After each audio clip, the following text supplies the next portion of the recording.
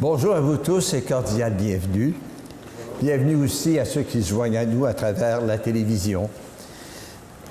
C'est le premier dimanche du Carême, alors puisque c'est aussi la Saint-Valentin qui réchauffe, que cette fête réchauffe vos cœurs et que l'Esprit de Jésus, au début de ce Carême, réchauffe votre foi. Que le Seigneur soit toujours avec vous. Je salue aussi, il y a parmi nous des gens qui viennent des États-Unis, il y a des gens qui viennent de Colombie-Britannique. Alors, notre communauté est universelle, elle est vraiment catholique. Voici revenu pour nous le temps du Carême, le temps d'un nouveau printemps. Ça va faire du bien pour notre Église et pour chacune de nos vies. C'est un temps pour sortir de nos vieilles habitudes, de nos routines, habiller de neuf notre vie. C'est un temps pour quitter les chemins qui nous font du mal et prendre ceux de la conversion et de la miséricorde. C'est un temps pour retrouver la joie de notre alliance avec Dieu. En ce premier dimanche, laissons Dieu faire les premiers pas. Dans les déserts de nos vies, Jésus nous devance et nous entraîne. Il redresse nos chemins. Malgré nos faiblesses et nos fragilités, il ne cherche pas à nous prendre en défaut. Comme son Père, il porte sur nous un regard empreint de confiance, de tendresse et de miséricorde. Il voit toujours ce qu'il y a de meilleur en nous. En regardant la croix et en faisant sur nous le signe de la croix, reconnaissons qu'il nous a aimés le premier et que nous sommes habités par sa présence bienveillante.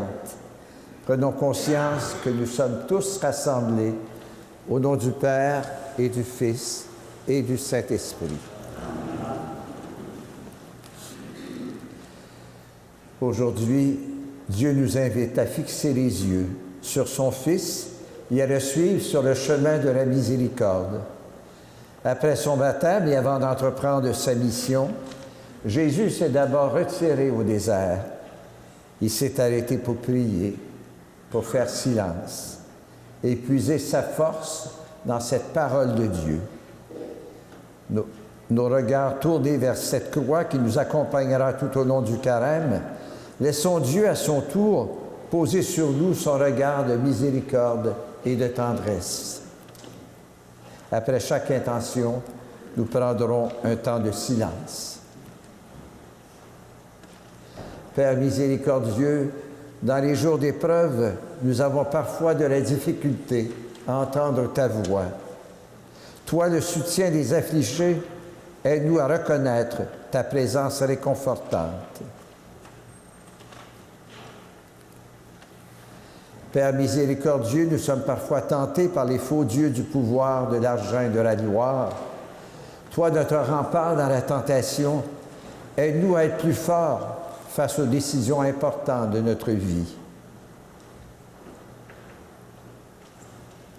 Père miséricordieux, ta parole est nourriture pour notre foi. Toi, le Dieu qui donne la vie, aide-nous à goûter ta parole et à en vivre aujourd'hui.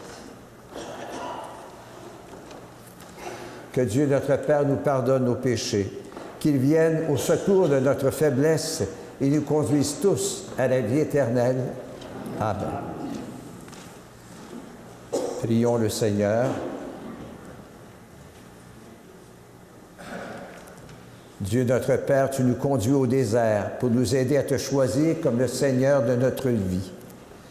Comme ton Fils, tu nous appelles par nos paroles et nos gestes à révéler ton visage bienveillant et miséricordieux. Tout au long de ce carême qui nous mène à la joie de Pâques, guide notre marche et ouvre nos vies à cet amour dont tu veux nous combler. Nous te le demandons par Jésus le Christ, lui qui vit et règne avec toi et le Saint-Esprit, maintenant et pour les siècles des siècles.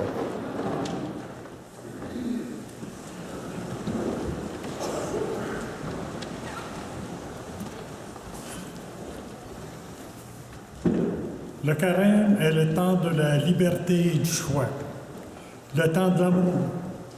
La parole nous dit la radicalité des choix à faire pour aller vers le Seigneur, mais aussi sa vitalité et sa montée pour ceux qui comptent sur lui.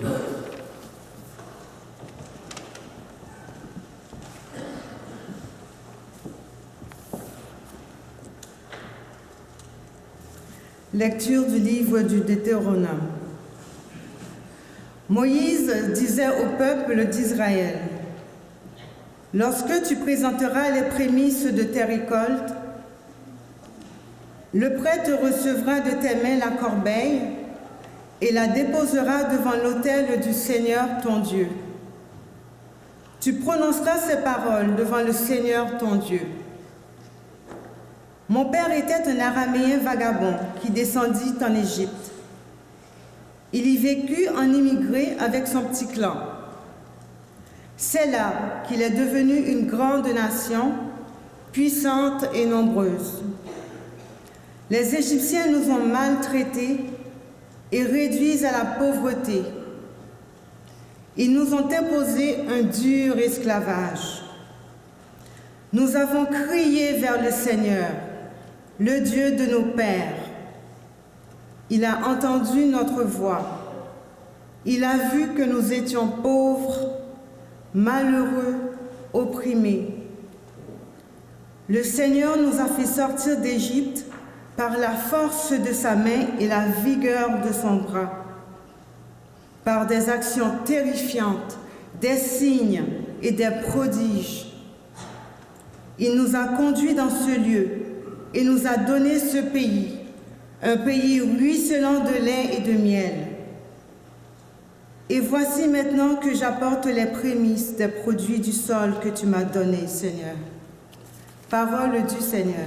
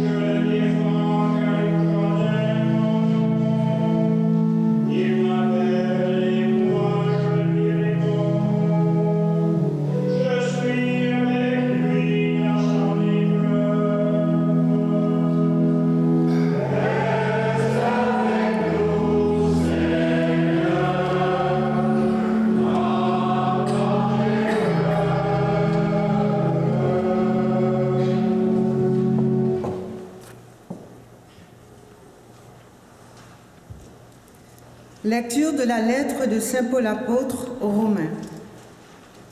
Frères, nous lisons dans l'Écriture, « La parole est près de toi, Elle est dans ta bouche et dans ton cœur.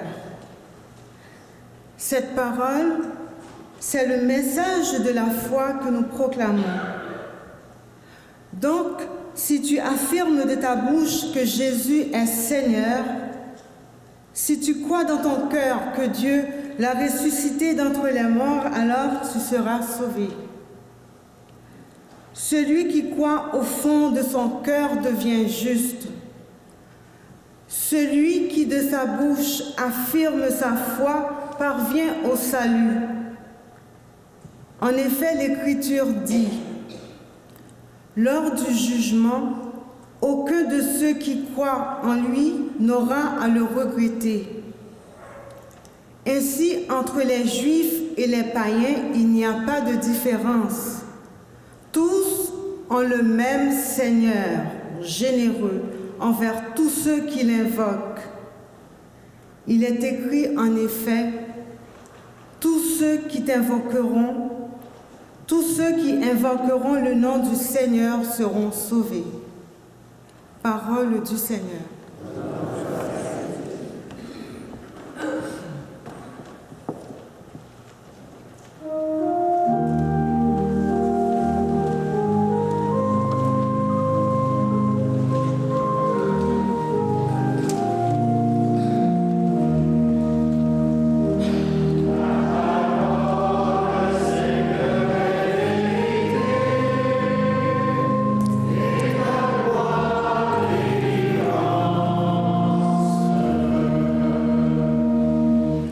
L'homme ne vit pas seulement de pain, mais de toute parole venant de la bouche de Dieu. Ta parole, Seigneur, est vérité, et ta loi délivrance. Le Seigneur soit avec vous. Évangile de Jésus-Christ selon saint Luc. Que ta parole pénètre mon esprit, qu'elle soit sous mes lèvres et demeure gravée en mon cœur.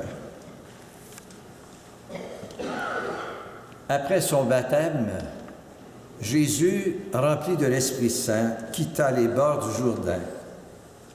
Il fut conduit par l'Esprit au désert, où pendant 40 jours, il fut mis à l'épreuve par le démon. Il ne mangeait rien durant ces jours-là, et quand ce temps fut écoulé, il eut faim. Le démon lui dit alors, « Si tu es le Fils de Dieu, ordonne à cette pierre de devenir du pain. » Jésus répondit, « Il est écrit, ce n'est pas seulement de pain que l'homme doit vivre. » Le démon l'amena alors plus haut et lui fit voir d'un seul regard tous les royaumes de la terre. Il lui dit, « Je te donnerai tout ce pouvoir et la gloire de ces royaumes, car cela m'appartient, et je le donne à qui je veux. Toi donc, si tu te prosternes devant moi, tu auras tout cela. » Jésus lui répondit, « Il est écrit, tu te prosterneras devant le Seigneur ton Dieu, et c'est lui seul que tu adoreras. » Puis le démon le conduisit à Jérusalem et le plaça au sommet du temple. Il lui dit, « Si tu es le Fils de Dieu, jette-toi en bas, car il est écrit, il donnera pour toi ses anges l'ordre de te garder. Et encore, ils te porteront sur leurs mains, de peur que ton pied ne heurte une pierre. » Jésus répondit, « Il est dit, tu ne mettras pas à l'épreuve le Seigneur ton Dieu. » Ayant ainsi épuisé toutes les formes de tentation, le démon s'éloigna de Jésus jusqu'au moment fixé. Acclamons la parole de Dieu.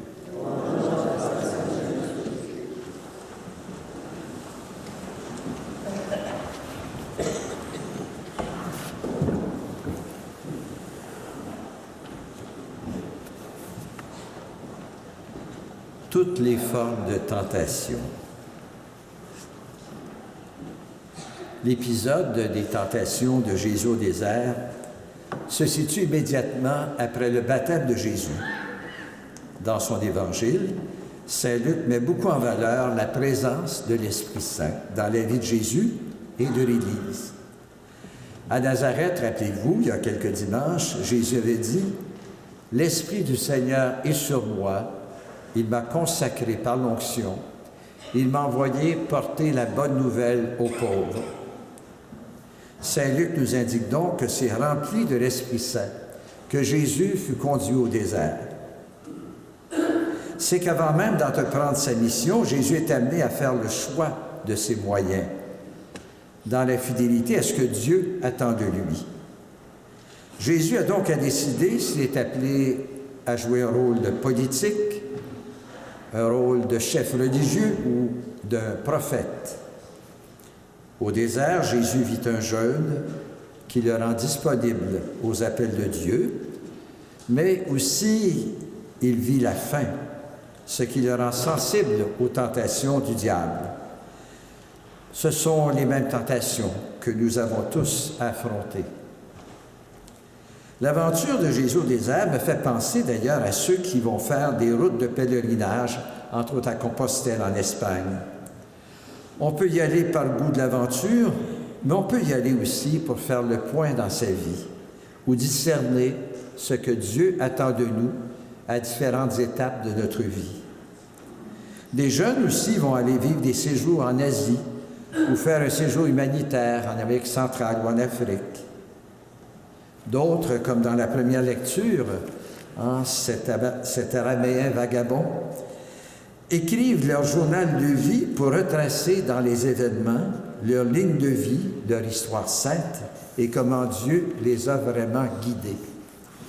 C'est une belle expérience à vivre au cours du carême. Donc, recherche de Dieu, discernement vocationnel, tous ces moyens peuvent nous apprendre à nous ajuster davantage à ce que Dieu attend de nous et à mûrir un projet de vie. Plus proche de nous, d'ailleurs, des monastères, pensons aux Clarisses de Valleyfield, où des lieux de retraite offrent la possibilité de séjours courts ou prolongés.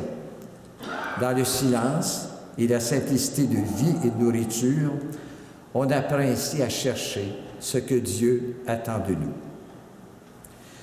Nous avons été baptisés, contrairement à Jésus, peu après notre naissance. Peut-être n'avons-nous jamais pris le temps de nous arrêter pour découvrir ce que Dieu attend de nous et ce que cela peut vraiment changer dans notre vie. Ce n'est pas toujours possible non plus, avec des obligations familiales et professionnelles, de s'absenter pour un long séjour hors de chez soi. Le carême, de 40 jours, nous offre de vivre chez nous, en ville, à la maison, à l'église, quelque chose de l'expérience de Jésus, à travers le jeûne et la prière, à travers le partage des démunis ou l'écoute de la parole de Dieu chaque jour, nous apprenons à laisser Dieu nous instruire. Notre baptême n'est pas une décoration, c'est une vocation, une mission à découvrir pour tous ceux qui veulent marcher sur les pas de Jésus. Dieu a besoin de nous. Parlons un peu des tentations du diable. D'abord, le mot « diable » signifie « diviseur ». C'est son rôle de s'interposer entre Dieu et nous et de travestir la volonté de Dieu. Le diable a aussi un rôle de division entre les gens, dans l'Église et dans le monde. Si vous avez lu Astérix et la Zizanie, vous avez compris aussi le rôle du diable. Mettre la chicane, c'est sa spécialité. Oubliez les films d'horreur ou d'exorcisme. Le diable n'a pas de temps à perdre. Son rôle est de semer la zizanie. Empêcher les peuples et les familles de se comprendre et d'écouter les prophètes. Le diable met à l'épreuve notre foi, comme celle de Jésus. Actuellement, il est sûrement fort occupé en Syrie. Et puis, n'oubliez pas une chose, le diable nous tente, mais la décision nous revient toujours. C'est trop facile, comme l'ont fait Adam et Ève, de mettre la faute sur lui et de se déresponsabiliser. Avez-vous remarqué d'ailleurs que le diable ne fait pas partie du credo? Parce qu'au fond, en face de Dieu, il n'y a pas d'abord le diable, mais plutôt notre liberté et notre responsabilité. Alors, si vous avez bien écouté le récit évangélique, les tentations que le diable propose à Jésus n'ont rien à voir avec, par exemple, le sexe, qui remplit les journaux ce matin, Saint-Valentin. Ces tentations sont pourtant bien réelles et nous les connaissons tous. La première tentation de Jésus, c'est le désir de tout posséder et de jouir à tout prix. C'est notre faim effrénée de consommation et de gaspillage. Quand vous priez Dieu pour gagner à la loterie, vous êtes en train de succomber à la première tentation. Faites un bon examen durant le carême de votre attrait pour les dépenses compulsives, les achats inutiles, l'oubli des pauvres, le refus de partager avec les étrangers et toutes nos dépendances, y compris à notre cellulaire. Jésus a refusé ce pouvoir, le pouvoir de l'argent et de la consommation. Il a choisi de se nourrir d'abord de toute parole qui sort de la bouche de Dieu. De quoi allez-vous vous nourrir durant le carême? La deuxième tentation, c'est le vertige de dominer, la tyrannie du pouvoir. On parle beaucoup ces années-ci des cas d'abus sexuels, de violence ou de corruption, de prostitution ou de pornographie. À la racine de tous ces maux, il y a surtout le désir de dominer, d'être le plus fort, d'avoir un pouvoir sur les personnes, de les réduire à l'état d'objets ou d'esclaves, d'imposer sa volonté ou ses idées aux gens qui nous entourent, à ceux qui travaillent avec nous, quitte à bousculer les gens, à les humilier, à en abuser parfois ou à les éliminer. Se prendre pour Dieu, quoi, ou se fabriquer un Dieu à notre image pour nous justifier. Ça commence dans nos familles, cela se voit à l'échelle de notre pays, où le Parlement canadien bientôt se prend pour Dieu afin de décider bientôt de la vie ou de la mort des gens. Et même le député fédéral, j'ignore sa position, mais il sera obligé de voter non pas selon sa conscience, mais selon la ligne de parti. On se prend pour Dieu. Jésus a refusé la tentation du pouvoir. Il n'a jamais imposé ses volontés ni à Dieu ni aux humains. Il a choisi de n'avoir d'autre Dieu que Dieu son Père et de se faire le serviteur de tous. À quel Dieu allez-vous soumettre votre vie durant le carême? La troisième tentation, c'est l'ivresse de paraître et de parader. Le désir d'être admiré, adoré à tout prix. C'est le désir de l'extrême, non dans l'amour de Dieu et des autres, mais dans le besoin d'impressionner. La manie des selfies, mais encore l'obsession de l'apparence corporelle en sont des symptômes. On veut tous être des vedettes, au risque de dépasser nos limites ou de mentir aux autres. Jésus a refusé la tentation du prestige et des exploits inutiles. Lorsqu'il a fait des miracles, c'était seulement pour soulager les gens et non pour sa carrière ou sa réputation. Le seul risque qu'il a pris, c'est d'aller courageusement au bout de sa mission, jusqu'à la croix. C'est pourquoi, le mercredi des Cendres, il nous a proposé de prier, de partager ou de jeûner dans le secret, uniquement pour plaire à notre Père qui voit dans le secret. On a beau être des croyants sincères, le diable s'insinue souvent dans nos fragilités. Ici, il profite de la fin de Jésus pour le diviser en lui-même et le détourner de ce que Dieu attend de lui. Jésus s'en est sorti avec l'arme de la parole de Dieu. Profitons de ce carême pour l'écouter davantage.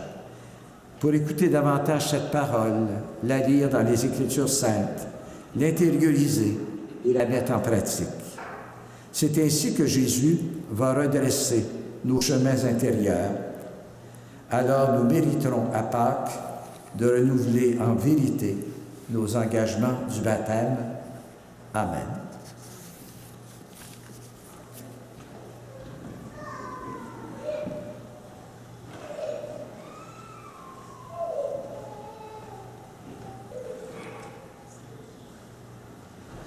Vous avez remarqué qu'aujourd'hui, nous nous sommes entrés avec la croix, car le carême est un chemin qui nous mène vers la semaine sainte et vers Pâques. Chaque semaine, nous procéderons ainsi, et après la profession de foi, nous apposerons une parole du chantème sur la croix. Et notre profession de foi ce matin sera reliée aux intentions de la prière universelle. Il y aura donc des textes que vous ne trouverez pas dans votre prière en Église. Professer sa foi, c'est faire mémoire de ce que le Dieu de miséricorde a réalisé dans notre vie et le laisser travailler notre cœur au désert. Après chaque question, je vous invite à répondre avec confiance « Oui, je crois ». Ensuite, après chaque intervention de la lectrice, vous êtes invité à répondre « Dieu de miséricorde, écoute-nous ». Croyez-vous en Dieu le Père? Croyez-vous que sa parole est nourriture pour votre vie? Oui, je crois.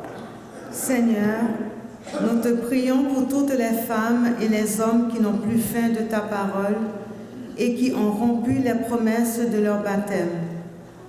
Que ton amour les conduise à la redécouverte de l'Évangile, nous t'en prions. Dieu de miséricorde, écoute-nous. Croyez-vous en Jésus le Christ qui a été vainqueur de la tentation au désert et qui ensuite a proclamé la bonne nouvelle du salut et inauguré le royaume de Dieu à travers son peuple? Oui, je crois. Seigneur, nous te prions pour toutes les personnes qui sont attirées par le pouvoir, l'argent et les idées de grandeur. Qu'elles trouvent en Jésus un modèle de simplicité, de vérité et la volonté de rechercher l'essentiel. Nous t'en prions. Dieu de miséricorde, écoute-nous. Croyez-vous en l'Esprit Saint qui nous donne du souffle et du courage dans les moments arides de notre existence? Oui, je crois. Seigneur, nous te prions pour tes enfants qui traversent avec difficulté les déserts de l'échec, de la privation, de la souffrance. Que l'Esprit les réconforte et les soutienne dans l'épreuve. Nous t'en prions. Dieu de miséricorde, écoute-nous. Croyez-vous à la Sainte Église catholique, à la communion des saints, à la miséricorde du Père malgré nos péchés et à la vie nouvelle et éternelle? Oui, je crois. Seigneur, nous te prions pour tous ceux et celles qui commencent aujourd'hui un chemin d'effort, de solidarité et de partage. Que l'Esprit les garde tenaces et confiants tout au long de ce carême. Nous t'en prions. Dieu de miséricorde, écoute-nous. Et nous aurons ce matin une pensée spéciale pour notre pape François, qui est au Mexique, une démarche risquée jusqu'à un certain point pour lui, mais qui va rassembler la foi des fidèles du Mexique et du monde. Dieu notre Père, réveille notre courage et notre désir de te rencontrer sur le chemin de la parole et de la confiance. Fais de notre carême un temps de marche joyeuse vers le ressuscité de Pâques, Jésus, ton Fils, vivant pour les siècles des siècles. Amen. S'asseoir.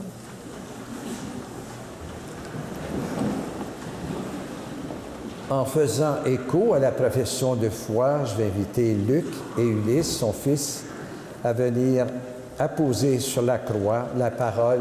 Il redresse nos chemins.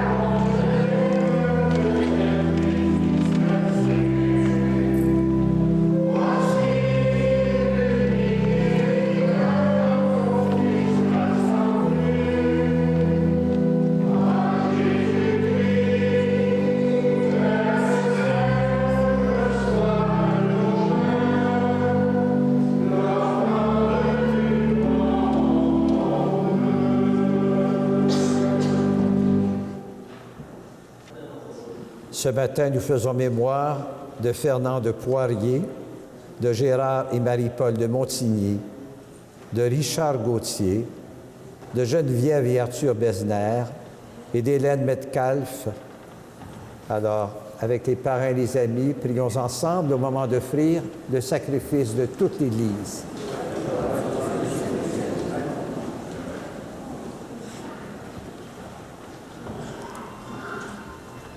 Avec cette Eucharistie, Père, nous commençons notre marche vers Pâques.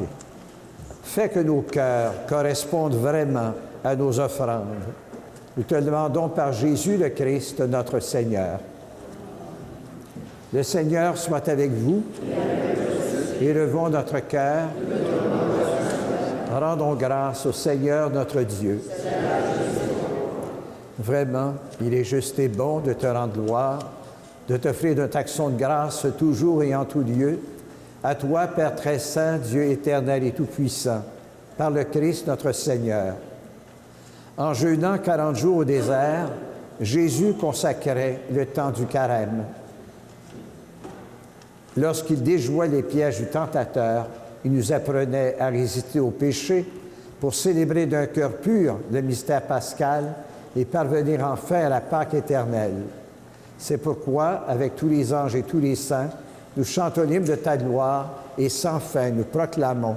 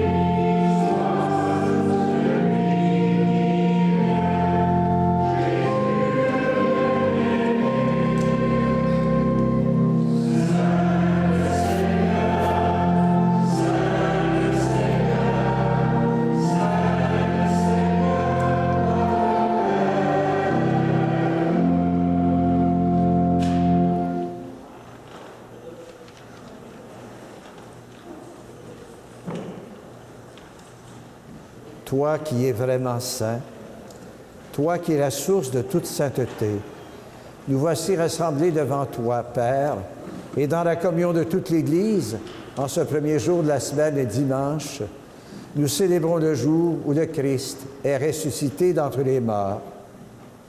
Par lui que tu as élevé à ta droite, Dieu notre Père, nous te prions. Sanctifie nos offrandes en répandant sur elles ton esprit. Qu'elles deviennent pour nous le corps et le sang de Jésus le Christ, notre Seigneur.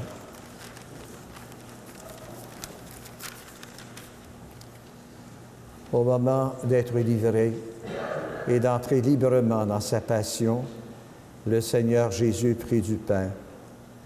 En te rendant grâce, il le bénit, il le rompit, il redonna à ses disciples en disant, « Prenez et mangez-en tous, ceci est mon corps livré pour vous. »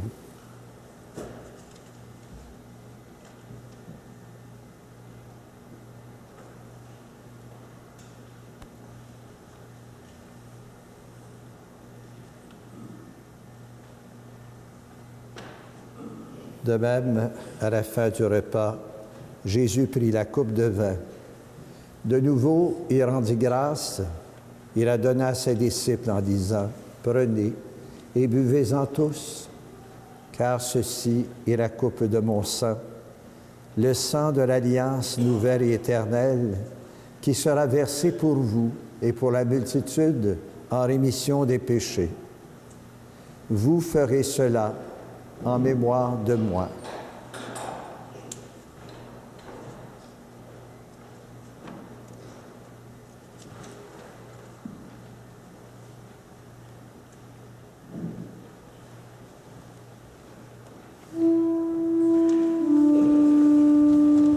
Proclamons le mystère de la foi.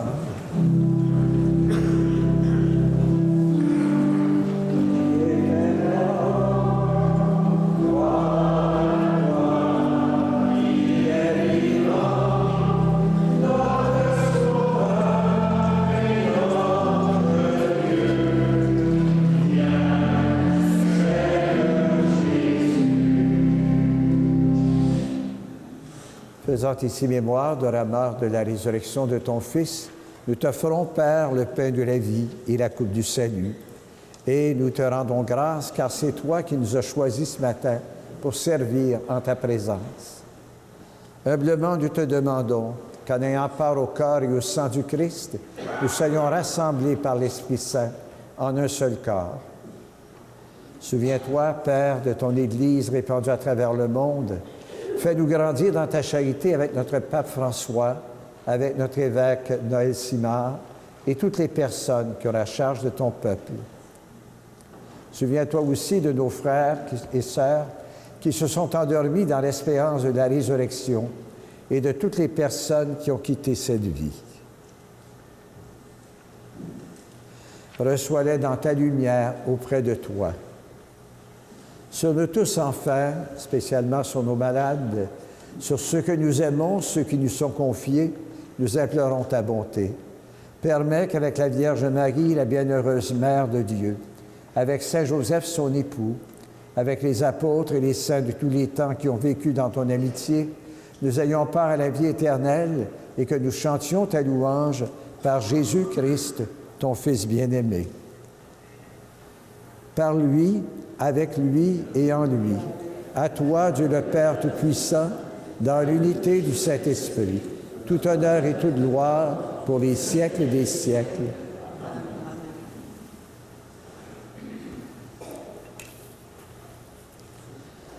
La parole est près de toi. Elle est dans ta bouche et dans ton cœur, nous dit saint Paul.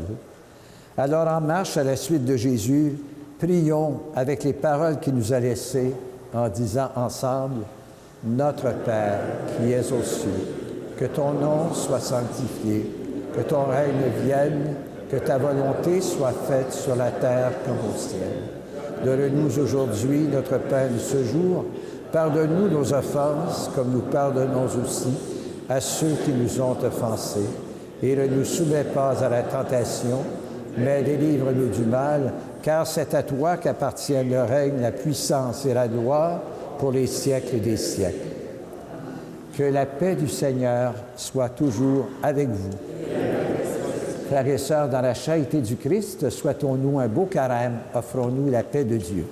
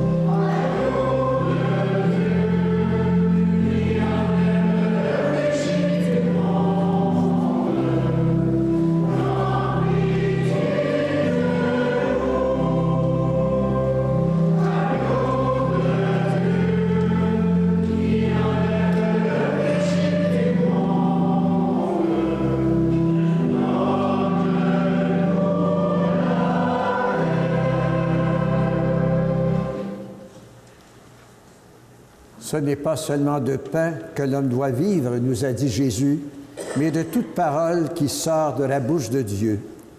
Accueillons celui qui est parole vivante de Dieu et qui s'est fait notre pain de vie. Il est l'agneau de Dieu qui enlève le péché du monde. Seigneur, je ne suis pas digne de te recevoir, mais dis seulement une parole et je serai guéri.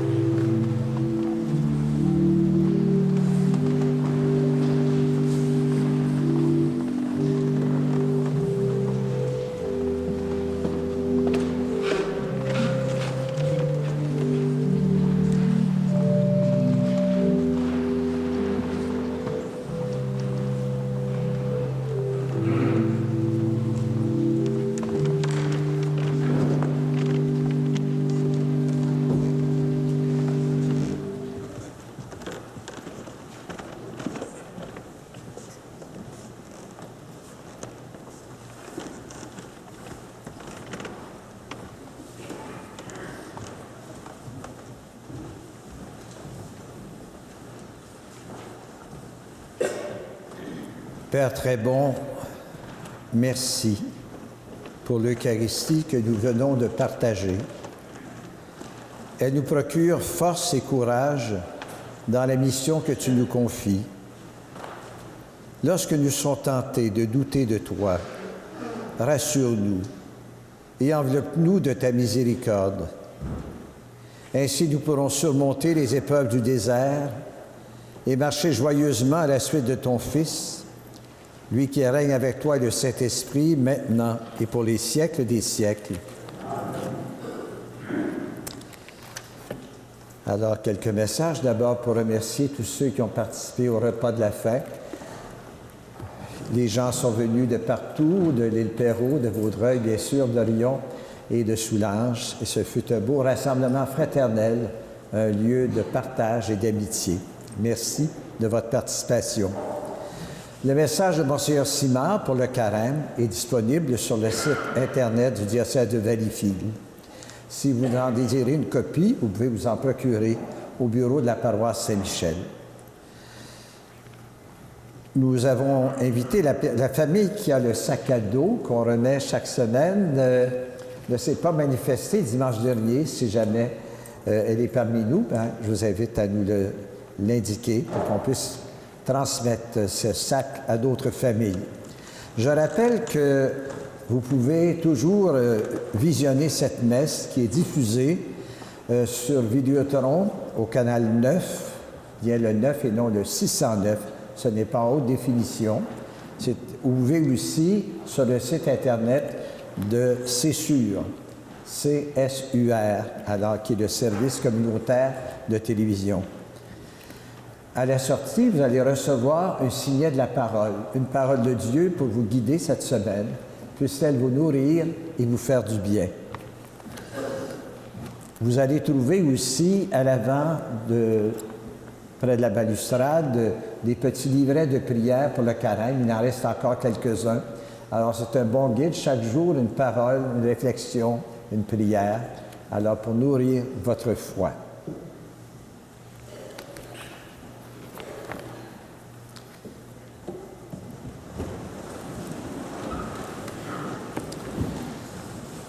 Frères et sœurs, aujourd'hui, en nous arrêtant avec Jésus au désert, nous avons redécouvert l'importance de nous nourrir de la parole de Dieu pour faire de bons choix dans notre vie.